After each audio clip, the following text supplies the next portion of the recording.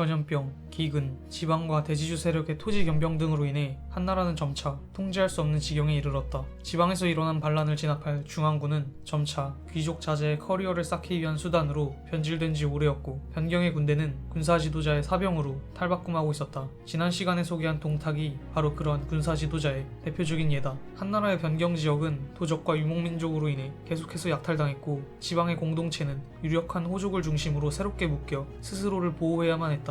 일부 지역에서는 그러한 움직임에 종교적 성격이 가미되기도 하였다. 그 대표적인 세력이 바로 황건이었다. 황건은 다른 호족 세력들이 그러했듯이 지방정부의 유력한 인물들과 심지어는 중앙정계까지 커넥션을 가지고 있었다. 호족들, 그들은 대지주의자 유학자였으며 때로는 관료였다. 그런데 호족들의 중앙정치 권력을 보장해주는 수단이었던 관직은 소수의 부유한 대가문이 추천을 통해 독점하는 극히 폐쇄적인 보상이었고, 그마저도 측근에 의존하기 시작한 황제체제에 의해서 관료 호족들의 정치 권력이 침탈당하기 시작했다. 외척과 환관 세력은 자신들만의 이너서클을 형성해 국정을 농단했는데, 이러한 경향은 왕조의 말기에 이르러 당고의 금과 함께 절정에 달했다. 환관과 외척 간의 권력투쟁이 피비린내 나는 몇 차례의 숙청과 외척 세력의 패배로 끝이 나자, 외척 세력은 제지 호족들과 손을 맞잡아 재빠르게 커넥션을 형성했다. 이들 외척과 호족의 연합 세력은 스스로를 청류파라고 자칭했고, 환관에 대한 대대적인 반격을 가하기 시작했다. 물론 이 혁명의 근거지는 자신들의 본거지 지방이었다. 반격은 환관들의 사치스러운 행태에 대한 개인적인 비난에 초점이 맞춰져 있었다. 자연스레 그 반대급부, 뛰어난 인물의 학식과 성품에 대한 칭송도 뒤따라왔다. 바야흐로 인물평의 시대가 열렸다. 커넥션으로 연결되어 있는 호족들은 서로의 인물됨을 칭송하며 계속해서 명예를 쌓았고, 환관들의 댐댐이를 깎아내리기를 반복했다. 세평이라는 이 새로운 무기로 호족들은 끈끈하게 결속되었다. 그들이 갖춘 이 새로운 권위는 중앙조정이나 관직과도 일정 부분 거리를 둔 완전히 새로운 종류의 독립적인 것이었다. 이들 호족은 황제의 권위에 도전했다. 황제만이 할 수 있었던 인물평을 시작으로 저들끼리 칭송하는 공덕비를 제멋대로 세워댔고, 집집마다 사당에 조상을 모셔댔으며 지역 위인들에 대한 전기를 사사로이 편찬했다. 이와 같은 경향은 향후 수백 년간 계속해서 심화될 것이다. 황건의 난을 진압한 것도 이들 호족 세력이었다. 이들은 유력한 가문의 사병 집단을 활용하여 난을 진압했다. 그들은 군공에도 불구하고 곧장 환관들에 의해 정치 권력에서 배제되었는데, 186년 황제가 죽고 새로운 섭정 하진이 정권을 얻자 변경의 군사 지도자인 동탁을 불러들여 판을 뒤집을 생각을 했다. 하진은 그 직후 환관들에 의해 살해되었고, 이것은 다시 중앙군에 복무하고 있던 유력한 호족 자제들을 자극하여 다시 환관들 또한 대거 살해당했다. 이때에 이르러 세상은 완전히 뒤바뀌어 있었다. 동탁은 군을 이끌고 새로 수도를 장악한 뒤 자신만의 철권 통치를 시작했고, 중앙장교 출신의 젊은 호족들은 다시 자신들의 농장으로 돌아가 병사들을 걸어 모으기 시작했다. 동탁은 전쟁에 대비하여 수도인 낙양을 불태우고 황제를 이끌고 서쪽의 장안으로 천도를 감행했다. 그곳은 자신의 영향력이 더 강하게 미치는 곳이었으며, 무엇보다 유목민족에 대한 통제가 더 용이한 곳이었다. 동탁은 아마 이 모든 문제, 유목민족의 잦은 침입, 그로 인한 호족들의 대두 등의 근원을 수도가 너무 동쪽에 있는 탓이라 여기진 않았을까? 전환의 시대처럼 수도가 서쪽에 있다면 문제점들은 자연히 사라질 것이라 생각한 것은 아닐까? 동탁의 속마음을 알 수는 없지만 동안의 시대는 이때에 이르러 끝이 나버렸다. 이제 수십 년에 걸친 군벌들의 시대가 개막한 것이다. 황제의 군사적 권위는 끝장났고, 낙양의 동쪽은 새로운 정부로부터 완전히 떨어져 나갔다. 원소와 원술은 제지 호족에 대한 광대한 영향력을 가진 채 활거했고, 결국 제각기 야망을 드러내며 난립하는 군벌들에 의해 수세에 몰린 동탁은 자신의 새로운 부하 여포에 의해 살해당했다. 원소는 기주의 업을 근거지로 하여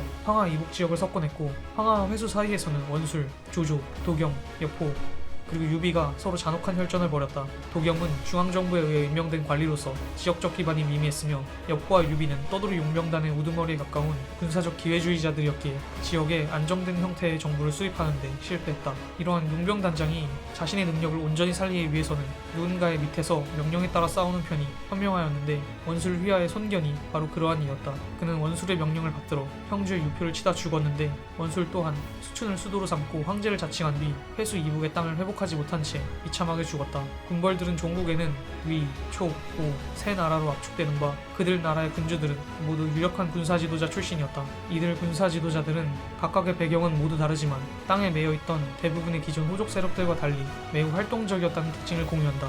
이들은 황건의 잔당, 도적대, 유랑민, 그리고 유목민족을 흡수하여 거대한 군단을 운용했고, 거점에 군사도시를 건설했다. 위진남북조 시대 초기의 가장 중요한 군사 지도자는 조조였다. 조조는 그 자신이 환관의 양손자이면서도 가장 유력한 반환관 호족 세력의 젊은 대표자로 부상했고, 뛰어난 문학적 재능도 갖추고 있었다. 그러나 역시 그의 가장 두드러지는 장점은 리더십과 비전이었다. 군단을 운용하는 조조의 능력은 신기에 가까웠을 것이다. 위진남북조 시대의 군단은 연락기술의 미비와 보급 행정의 곤란으로 인해 언제나 위태로운 상황에 놓여 있었기 때문이다. 수천이 넘는 규모의 대군이 맞부딪히는 상황에서 지휘관은 휘하의 병사들을 제대로 통제할 수 없을 뿐더러 목숨을 걸고 적진을 돌파하는 역량이 중요하게 여겨졌던 당시 전장의 특성상 상당한 경우 지휘관은 극도로 폭력적인 기질을 지닌 경우가 많았다. 소통의 어려움은 사소한 실수가 강력한 징계를 불러일으키도록 유발했는데 종종 그런 사소한 실수가 군단 전체에 있어 재앙적인 결과를 초래하는 경우도 분명 있었기에 늘상 과한 처사는 아니었다. 보급은 계속해서 끊겼기에 현지를 약탈하는 것이 필수 불가결이었고 군단의 영양 결핍은 곧 끔찍한 돌림병을 초래하기도 했다.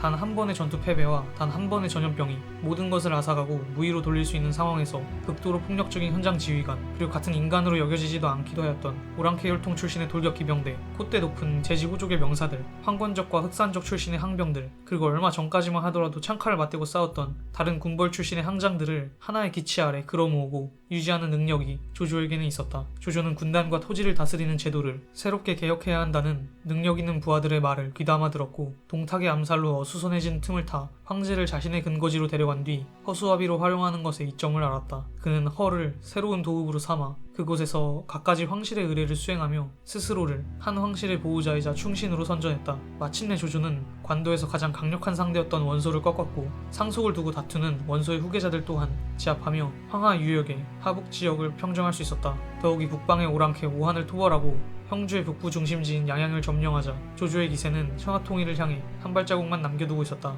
그리고 그 한 발자국 앞에 거대한 양자강이 놓여 있었다. 군사적인 관점에서 물은 공격자와 방어자 양쪽에 모두 활용될 수 있는 잠재력을 지녔다. 우선 공격자는 수로를 통해 기동성을 살릴 수 있었다. 조조는 일전에 오한 토벌에서 수로를 활용한 보급 작전을 시행했고 그 결과 그 자신도 섣불리 성공을 장담할 수 없었던 원정을 성공으로 이끌 수 있었다. 방어자 입장에서도 물은 장점을 가지고 있었다. 그 자체로 훌륭한 자연장벽이었으며 폭이 매우 넓었던 양자강의 경우에는 더 말할 것도 없었다. 게다가 남방의 따뜻한 양자강 유역에서는 각종 질병이 창궐할 수 있었다. 지역 고유의 토착병뿐 아니라 거대한 군대가 움직임에 따라 필연적으로 발생하는 인분이 이 지역의 높은 지하 수위로 인해 식수와 혼합되어 수인성 질병을 유발했다. 적벽에서 벌어진 일은 많은 부분이 신화로 덧칠되어 있지만 분명한 것은 이런 방어자 이점 덕에 공격자인 조조가 그의 군대를 물리야만 했다는 것이다. 조조의 가장 결정적인 패배는 한중 지역에서 벌어졌다. 장로가 다스리는 한중의 독일 국가가 조조에 의해 정복당하자 익주 지역을 새로이 정복한 바 있던 군사 지도자 유비가 그를 쳐서 빼앗은 것이었다.